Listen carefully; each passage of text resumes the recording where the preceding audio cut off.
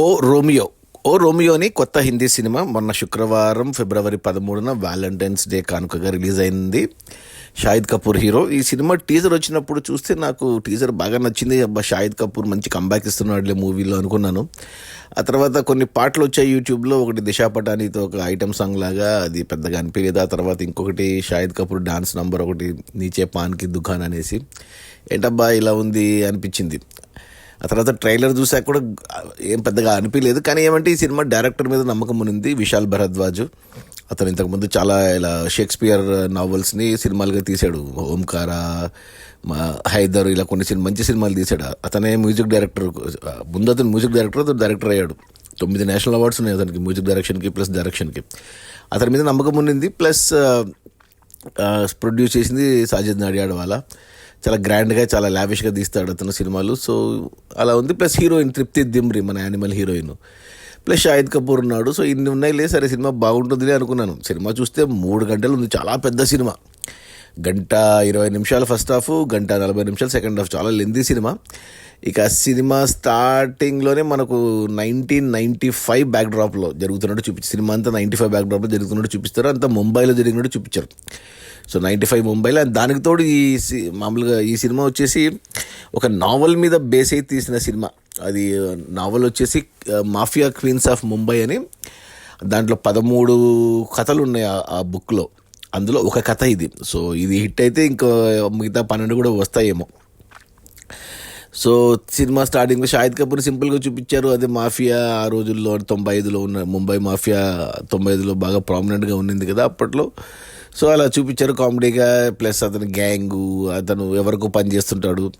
ఆ క్యారెక్టర్ మన నానా పటేకర్ చేశాడు. నానా పటేకర్ ఉన్న విషయం నాకు తెలీదు. సో సర్ప్రైజ్ నానా పటేకర్. ప్లస్ ఫరీదా జలాల్, ఈమె చాలా సినిమాల్లో షారుఖ్ ఖాన్కి, సల్మాన్ ఖాన్కి తల్లిగా చేస్తుంటుంది ఈమె. సో ఆ క్యారెక్టర్స్ అయిపోయాయి. ప్లస్ మన Disha Patani simple guest role అనుకోవాలి. దిశ ఒక పాటకు పెట్టుకున్నారు. ఇక అంతే. ఆ తర్వాత తృప్తి దిమ్రి వచ్చాక సినిమా మెయిన్ ప్లాట్ ఓపెన్ అయింది.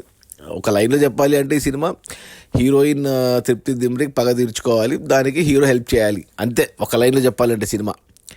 బట్ దీని చుట్టూ అల్లుకున్న ఉపకథలు, అప్పుడున్న క్రైము, ఇవన్నీ ఇంకా అలా చూపించుకుంటూ వెళ్ళారు. అప్పుడు మనకు మన హీరో ఎవరు షాహిద్ కపూర్తో ఒక థియేటర్లో ఒక ఫైట్ పెట్టుకున్నారు.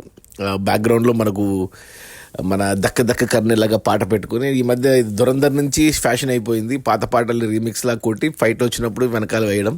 ఈ సినిమాలో ఒక 5 పాటలు ఉన్నాయి అలా, పాత పాటలు.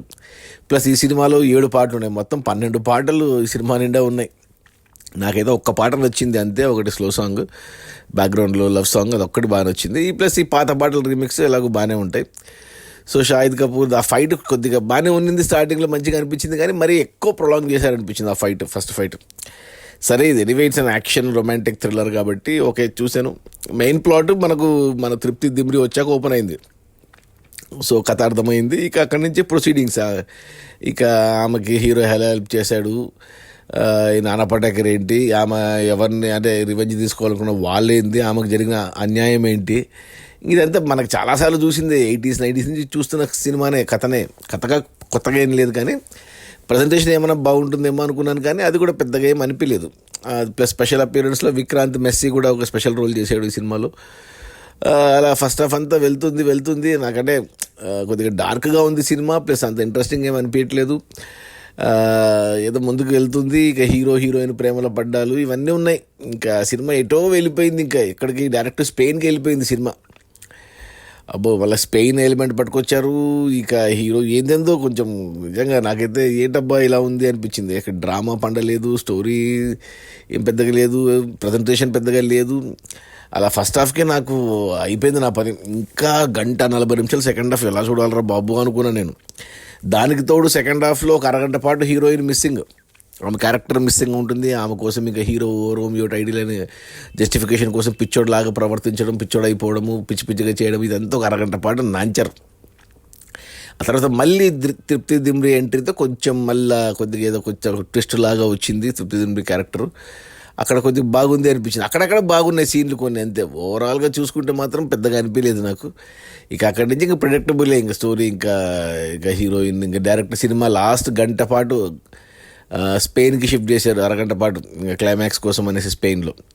అవినాష్ తివారీ అని ఒక విలన్ ఉన్నాడులే, అతను యాక్టర్, అతన్ని పెట్టుకున్నారు. అతనితో పాటు మళ్ళీ తమన్నా ఉంది, తమన్నా గెస్ట్ రోల్, ఇలా చాలామంది గెస్ట్ రోల్స్ ఉన్నాయి. కానీ ఏది ఇంపాక్ట్ఫుల్గా అనిపించలేదు అసలు. ఏదో అనుకున్నాడు విశాల్ భరద్వాజ్, ఏదో క్లాసిక్, ఏదో బాగా తీస్తున్నాను అనుకున్నాడు. కానీ అది నవ్వు వచ్చింది నాకైతే కొన్ని. అంటే హీరో షాహిద్ కపూర్ కూడా యాక్షన్ ఎపిసోడ్స్ చేస్తుంటే ఫైట్స్ గన్స్ అంటే గన్స్ కాల్చుకోవడము అవి చేసి స్లో మోషన్లో తిరుగుతూ ఏదో హీరోలాగా ఫోజులు ఇస్తుంటే కామెడీ అనిపించింది నాకు. ఏంటి బాబు ఇలా తీశారు సినిమా అనిపించింది నాకైతే. అంటే అసలు తృప్తి దిమ్రీ కోసం, అసలు యాక్చువల్గా చెప్పాలంటే ఇది తృప్తి దిమ్రీ లేడీ ఓరియంటెడ్ సినిమా అనుకోవాలి, హీరో సపోర్టింగ్ కాస్ట్ అనుకోవాలి ఈ సినిమాకి.